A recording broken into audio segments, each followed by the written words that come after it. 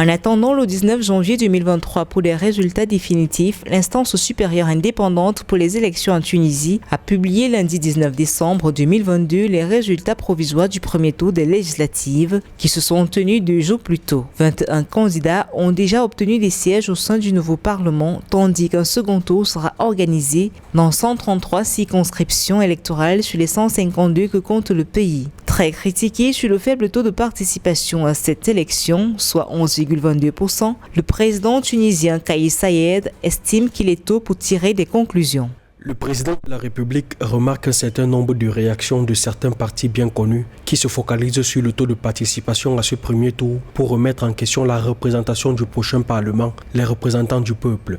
Pourtant, le taux de participation ne se mesure pas seulement au premier tour, mais aux 2 tours. C'est semblable à annoncer le résultat d'une rencontre sportive dès la fin de sa première moitié. Une explication qui se comprend alors que plusieurs figures de l'opposition, à commencer par le mouvement Ennahda, appellent à la démission du président Kais Saied suite à ce scrutin très peu suivi. Dans un communiqué publié ce 20 décembre, le mouvement dénonce l'arrestation de son vice-président et ancien chef du gouvernement, Ali Larayed, et voit dans cette arrestation une tentative désespérée de camoufler le fiasco des élections législatives, précise le communiqué. C'est la fin d'un mythe, le mythe du président appuyé par le peuple, puisque 90% des électeurs ont boudé ces pseudo-élections.